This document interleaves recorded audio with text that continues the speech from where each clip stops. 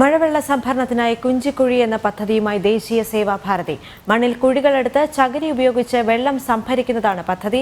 പദ്ധതിയുടെ സംസ്ഥാനതല ഉദ്ഘാടനം പാലക്കാട് കല്ലേക്കാട് വ്യാസ വിദ്യാപീഠത്തിൽ നടന്നു. വേനലിൽ കടുത്ത വരൾച്ചയും മഴക്കാലത്ത് വെള്ളപ്പൊക്കവും ഉണ്ടാകുന്ന തരത്തിൽ കാലാവസ്ഥ മാറിമറിയുന്ന സാഹചര്യത്തിലാണ് ദേശീയ സേവാഭാരതി സംസ്ഥാനതലത്തിൽ മഴവെള്ള സംഭരണത്തിനായി കുഞ്ചിക്കുഴി എന്ന പദ്ധതി നടപ്പിലാക്കുന്നത്. 1 മീറ്റർ ആഴത്തിൽ ഭൂമിയിൽ കുഴിയെടുത്ത് അതിനുള്ളിൽ ചകിരി കഷ്ണങ്ങൾ നിറച്ച് മഴവെള്ളം സംഭരിക്കുന്നതാണ് പദ്ധതി.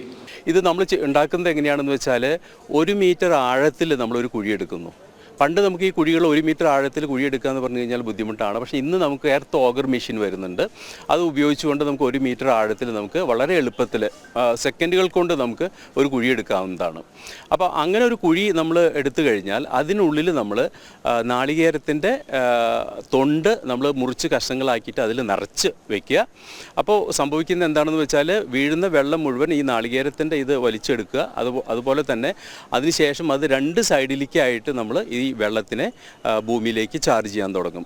പദ്ധതിയുടെ ഉദ്ഘാടനം age group chairman Vilambath Raveendran, RSS പ്രാന്ത സഹപ്രചാർ പ്രമുഖ് പി ഉണ്ണികൃഷ്ണൻ, ദേശീയ സേവാഭാരതി സംസ്ഥാന general secretary doctor Sreeram Shankar, Sevabharathi Palakkad ജില്ലാ വൈസ് പ്രസിഡന്റ് ഗിരിജ എന്നിവർ ചേർന്ന് നടത്തി.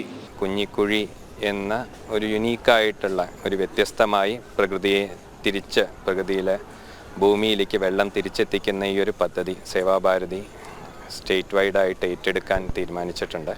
അതിൻ്റെ ഭാഗമായിട്ട് തന്നെ വരുന്ന ആഴ്ചകളിൽ തന്നെ ഇതിൻ്റെ ഒരു പ്രവർത്തനം തുടങ്ങുന്നുണ്ടാവും. സേവാഭാരതി പാലക്കാട് ജില്ലാ general secretary Harish, secretary VU Sankunni, joint treasurer Reshma Ashwin തുടങ്ങിയവരും പങ്കെടുത്തു. ജനം, പാലക്കാട്.